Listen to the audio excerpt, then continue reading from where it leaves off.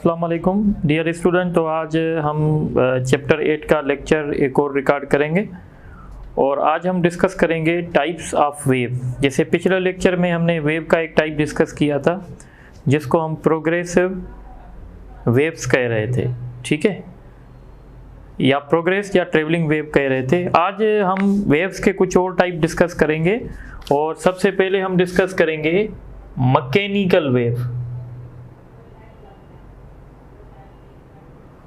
What are the mechanical waves? तो हम कहते हैं those waves which require a medium for propagation। जैसे हमें पता है कि जब वेव किसी भी मीडियम में प्रोपोगेट करती है तो मीडियम के पार्टिकल्स ऑसिलेट करते हैं। तो मैकेनिकल वेव्स उन वेव्स को कहते हैं जिनको प्रोपोगेट करने के लिए मीडियम की ज़रूरत होती है। जैसे वाटर वेव है, यानी वाटर वेव्स जो होती हैं वो हमेशा वाटर में प्रोड्यूस की जाती हैं और इसको आगे प्रोपोगेट करने के लिए मीडियम यानी वाटर की ज़रूरत होती है। इस तरीके से स्ट्रिंग वेव्स, जो वेव्स हम स्ट्रिंग में बनाते हैं उसको भी मीडियम की ज़रूरत होती है। तो इस तरीके से जैसे हमारे पास साउंड है, साउंड भी एक किस्म की मैकेनिकल वेव्स हैं।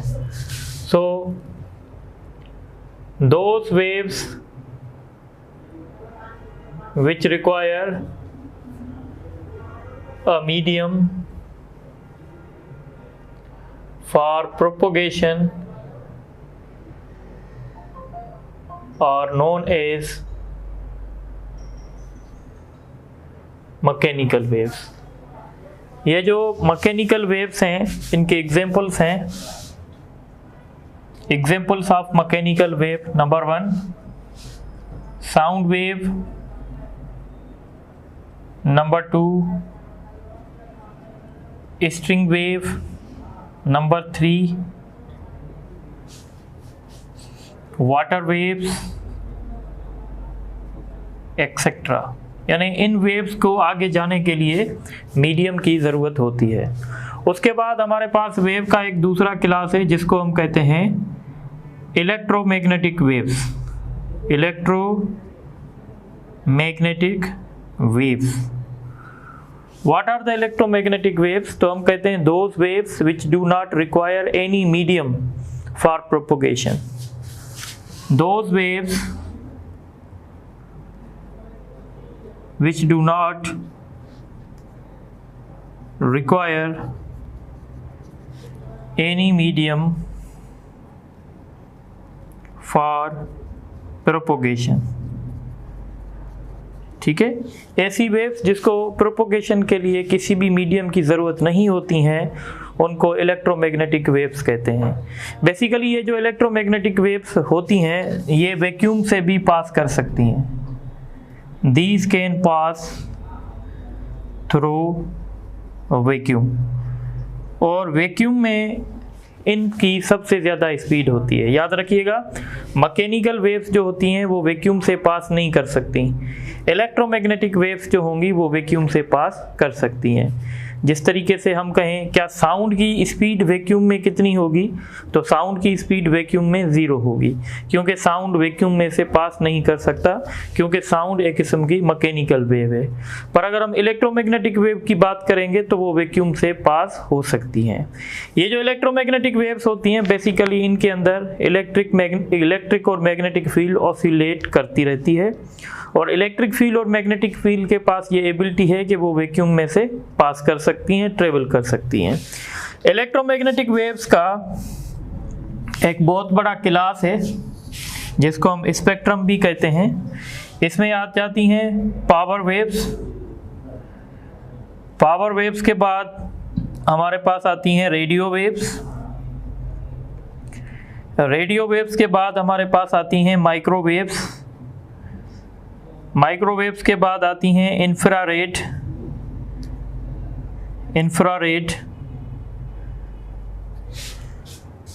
इंफ्रारेड के बाद आती हैं विजिबल। विजिबल के बाद आती हैं अल्ट्रावायलेट। अल्ट्रावायलेट के बाद आती हैं एक्सरेज। एक्सरेज के बाद गामा रेज।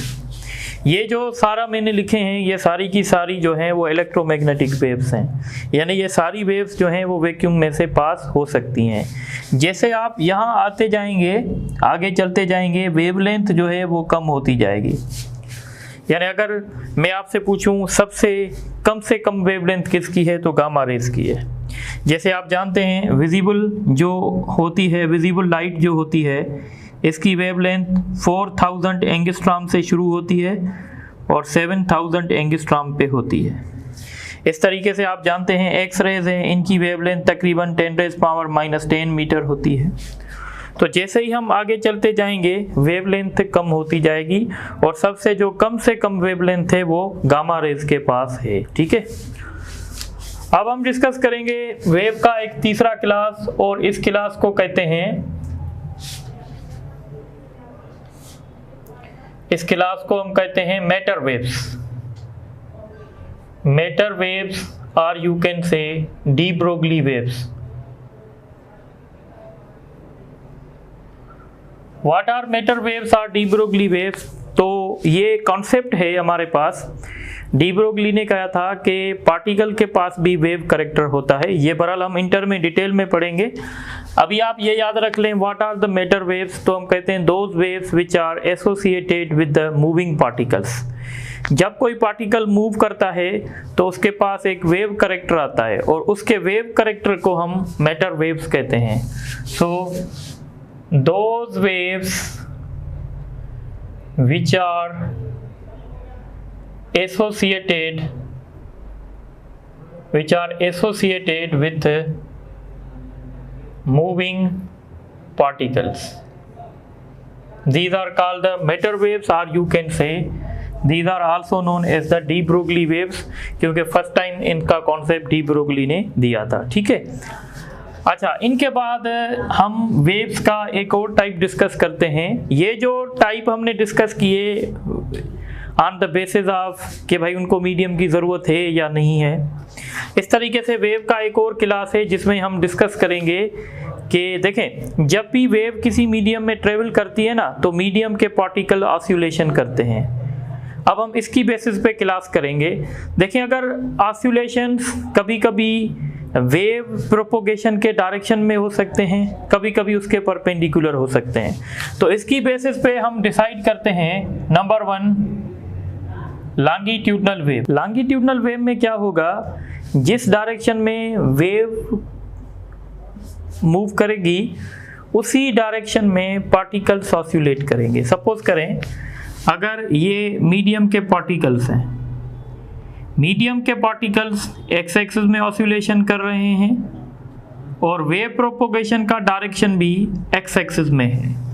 वेव भी ऐसे जा रही है और पार्टिकल भी ऐसे ऑस्युलेशन कर रहे हैं, तो हम कहेंगे ये जो वेव है ये लॉन्गिट्यूडनल वेव है। लॉन्गिट्यूडनल वेव की डेफिनेशन क्या होगी? Those waves in which particles, those waves in which particles of medium, those waves in which particle of medium are oscillating along the direction of wave propagation, यानी जिस direction में wave जा रही है उस डायरेक्शन में पार्टिकल ऑस्युलेशन कर रहे हैं, तो हम इनको लॉन्गिट्यूडनल वेव कहते हैं। लॉन्गिट्यूडनल वेव आप सॉलिड्स में भी क्रिएट कर सकते हैं। लॉन्गिट्यूडनल वेव जो है सॉलिड्स में भी ट्रेवल कर सकती हैं, लिक्विड में भी ट्रेवल कर सकती हैं, गैसेस में भी ट्रेवल कर सकती हैं। और ये जो लॉन्गिट्यूडनल वेव होती हैं इनको कभी कभी हम लोग प्रेशर वेव भी कहते हैं। प्रेशर वेव क्यों कहते हैं ये हम आगे पढ़ेंगे जब हम साउंड आपसे डिस्कस करेंगे।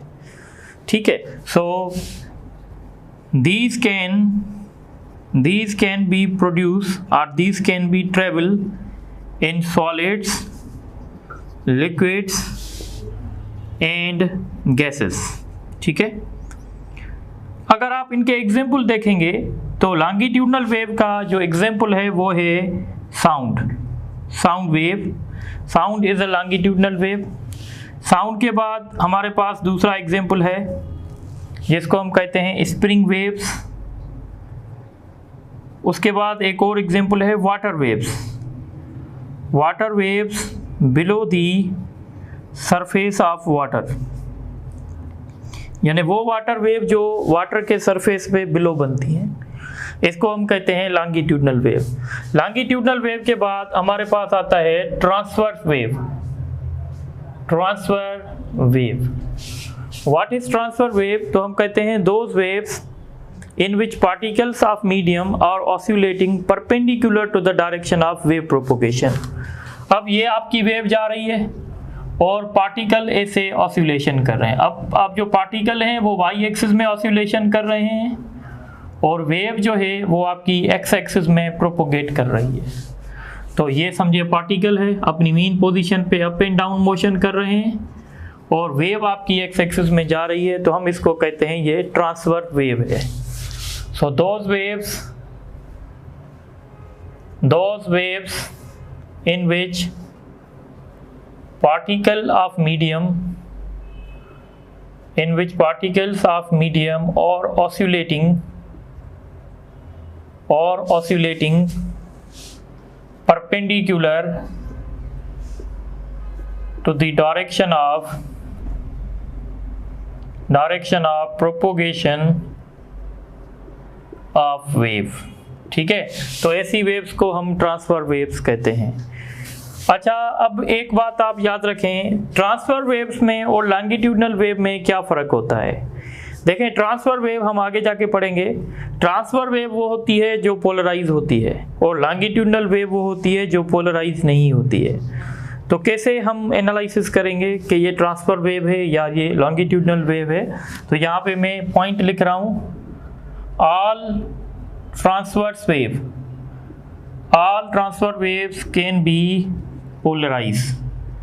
पोलराइज क्या होता है ये हम डिस्कस करेंगे आगे। अच्छा, ट्रांसफर वेव के अगर आप एग्जांपल देखेंगे, अच्छा सबसे पहले ये बात याद रखें, ट्रांसफर वेव्स जो होती हैं वो सिर्फ और सिर्फ सॉलिड्स में ट्रेवल हो सकती हैं या सिर्फ और सिर्फ वाटर सरफेस के ऊपर। So these can be generated in solids और सरफेस ऑफ वाटर, और ये भी किसकी वजह से? Due to surface tension. देखें, जो हमारे पास ट्रांसफर वेव्स होती हैं वो यूजुअली सॉलिड्स में जनरेट होती हैं, पर कभी कभी हमारे पास हम जो वाटर सरफेस के ऊपर वेव जो बनती हैं वो भी हमारी ट्रांसफ़र होती हैं क्योंकि सरफेस टेंशन की वजह से। तो इसके एग्जाम्पल अगर आप लिखेंगे तो इनका एग्जाम्पल, बेस्ट एग्जाम्पल है ऑल इलेक्ट्रोमैग्नेटिक वेव्स। जितनी भी इलेक्ट्रोमैग्नेटिक वेव्स हैं वो सारी की सारी जो हैं ट्रांसफर वेव्स हैं। वो सारी की सारी ट्रांसफर इसलिए हैं क्योंकि इलेक्ट्रिक फील्ड और मैग्नेटिक फील्ड की ऑसिलेशन जो होती है वो आपस में भी परपेंडिकुलर होती हैं और direction of propagation of wave भी उसके साथ भी परपेंडिकुलर होती हैं। सपोज करें अगर आपकी वेव एक्स एक्सिस में जा रही है तो इलेक्ट्रिक फील्ड वाई एक्सिस में ऑसिलेट कर रही है और मैग्नेटिक फील्ड जेड एक्सिस में ऑसिलेट कर रही है। तो इलेक्ट्रिक फील्ड की ऑसिलेशन और मैग्नेटिक फील्ड की ऑसिलेशन ये आपस में म्यूचुअल परपेंडिकुलर होती हैं और ये बिल्कुल डायरेक्शन ऑफ वेव प्रोपोगेशन के साथ भी परपेंडिकुलर होती हैं। इसलिए हम कहते हैं ऑल इलेक्ट्रोमैग्नेटिक वेव्स। उसके बाद दूसरा हमारे पास एग्जाम्पल है वाटर वेव्स। वाटर वेव्स कहाँ पे? On the surface of water. ठीक है, इस तरीके से कभी कभी आपसे क्वेश्चन करते हैं कि वाटर वेव्स जो हैं सारी, साउंड को हम पोलराइज कर सकते हैं? तो हम साउंड को पोलराइज नहीं कर सकते क्योंकि साउंड जो है वो लॉन्गिट्यूडनल वेव है। जो वेव लॉन्गिट्यूडनल होगी हम उसको पोलराइज नहीं कर सकते। तो मैं पॉइंट लिख लेता हूँ, longitudinal waves cannot be polarized। ठीक है, तो आप ये नोट करें तो फिर आगे डिस्कस करते हैं।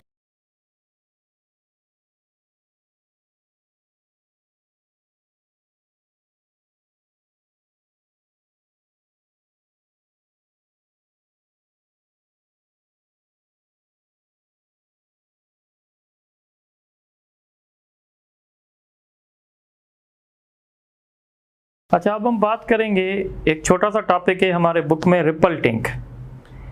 रिपल टैंक क्या है? तो बेसिकली रिपल टैंक एक किस्म का अरेंजमेंट है जिसमें हमारे पास एक ट्रे होती है, उस ट्रे में हम वाटर डालते हैं और उस वाटर को हम डिस्टर्ब करते हैं, यानी हम वाटर के रिपल्स बनाते हैं और उन वाटर रिपल्स को यूजुअली वाटर वेव्स कहा जाता है। So what is ripple tank? तो हम कहते हैं it is an arrangement. It is an arrangement, arrangement में आ गया इट कंसिस्ट, यू में से कि it consist tray. It is an arrangement in which water waves are produced। सबसे पहले जो इम्पॉर्टेंट क्वेश्चन है वो ये है कि रिपल टैंक में कौन सी वेव्स बनती हैं। तो कॉमन सेंस है, रिपल टैंक के अंदर वाटर होता है और हम उस वाटर को किसी वाइब्रेटर के साथ डिस्टर्ब करते हैं। जब हम उस वाटर को वाइब्रेटर के साथ डिस्टर्ब करते हैं तो वेव्स जनरेट होती हैं और उन वेव्स को हम कहते हैं वाटर वेव्स।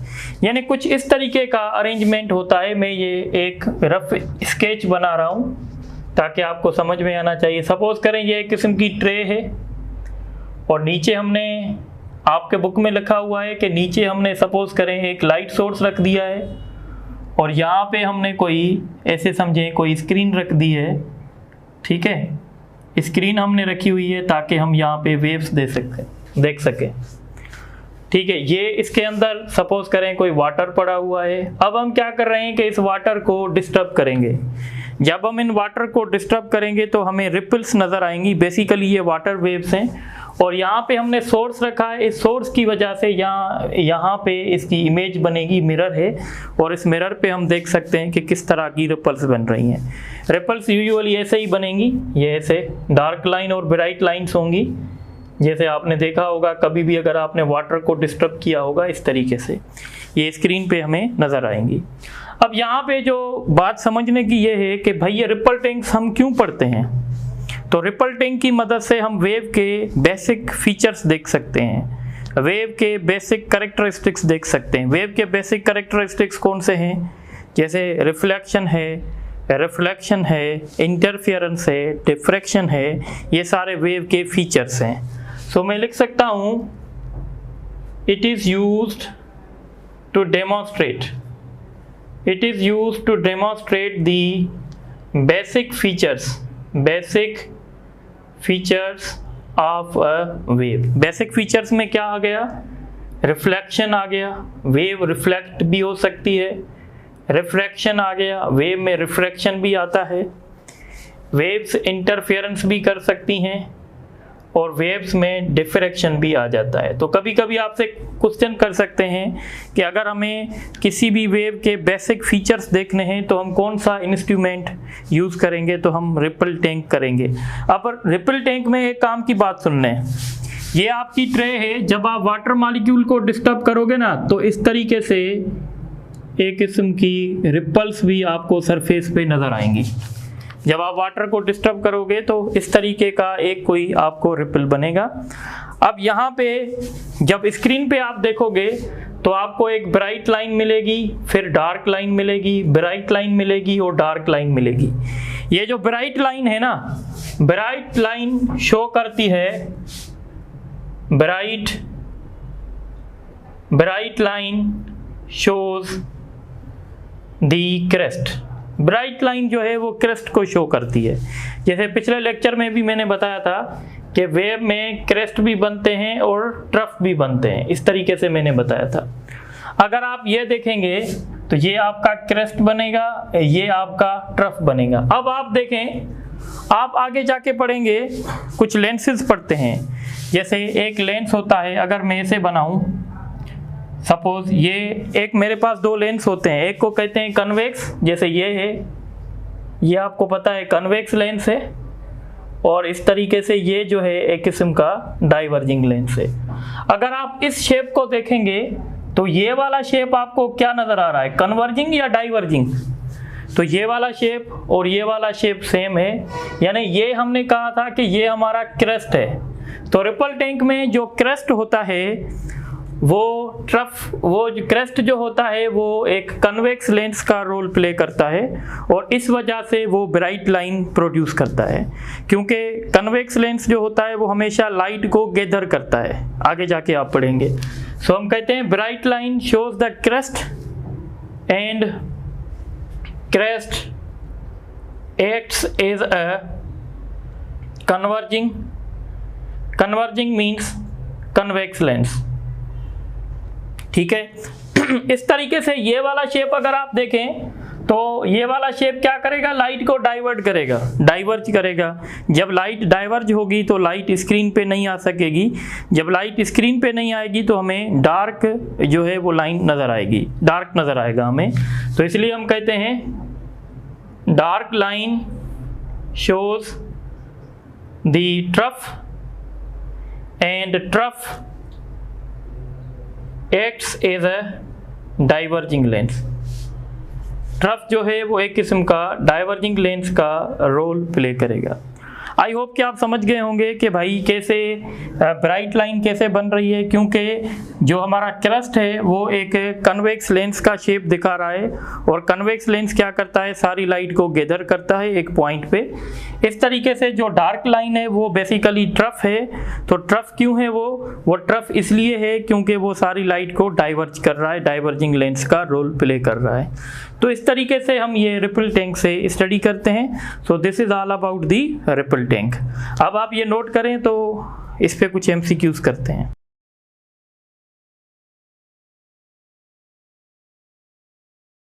अच्छा, अब ये कुछ एमसीक्यूज मैं आपसे डिस्कस कर रहा हूँ। विच of the following can not pass through vacuum. कौन सी वेव्स हैं जो वैक्यूम में से पास नहीं हो सकती?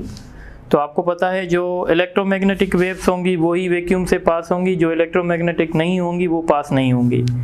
रेडियो वेव इलेक्ट्रोमैग्नेटिक वेव है तो ये पास होगी। साउंड वेव मैकेनिकल वेव है तो ये पास नहीं होगी। माइक्रोवेव भी इलेक्ट्रोमैग्नेटिक वेव है तो ये पास होगी। हमें देखना था विच of the following can not pass, तो इसका मतलब है साउंड वेव पास नहीं हो सकती, ऑप्शन डी होगा। उसके बाद क्वेश्चन है the wave which do not require any medium for propagation. तो हम इसको क्या कहते हैं, इसको इलेक्ट्रोमैग्नेटिक वेव कहते हैं। Which of the following is correct for transfer waves. Transfer waves के लिए कौन सी बात करेक्ट है? These are electromagnetic waves. लाजमी नहीं है कि ट्रांसफर वेव सिर्फ और सिर्फ इलेक्ट्रोमैग्नेटिक वेव्स हों। दीज आर मैकेनिकल वेव्स, ये भी लाजमी नहीं है। इलेक्ट्रोमैग्नेटिक वेव्स भी हो सकती हैं, मैकेनिकल भी हो सकती हैं। दीज कैन बी पोलराइज, ये सही है। जो भी ट्रांसफर वेव होगी वो हमेशा पोलराइज हो सकेगी। देखिए सारे इलेक्ट्रोमैग्नेटिक वेव ट्रांसफर वेव्स हैं, पर ये लाजमी नहीं है कि जितने भी ट्रांसफर वेव्स हैं वो सारे के सारे इलेक्ट्रोमैग्नेटिक वेव्स हों। इसीलिए हम बेस्ट ऑप्शन पे जाएंगे। तो बेस्ट ऑप्शन है these can be polarise. Question: the wave in which particles of medium are oscillating along the direction of wave propagation। तो ये मैंने डिस्कस किया था, ये लॉन्गिट्यूडनल वेव होगी। उसके बाद क्वेश्चन है in ripple tank dash are produced. Ripple tank में हम क्या प्रोड्यूस करते हैं? तो मैंने बताया था रिपल टैंक में हम वाटर होता है और हम उस वाटर में डिस्टर्बेंस क्रिएट करते हैं, यानी हम वाटर की रिपल्स यानी वाटर की वेव्स बनाते हैं। सो हम वाटर वेव्स प्रोड्यूस करते हैं। उसके बाद क्वेश्चन है the ripple tank may be use to demonstrate dash of waves. तो रिपल टैंक्स मैंने बताया था बेसिक वेव के जो फीचर्स होते हैं उसको देखने के लिए हम यूज़ करते हैं।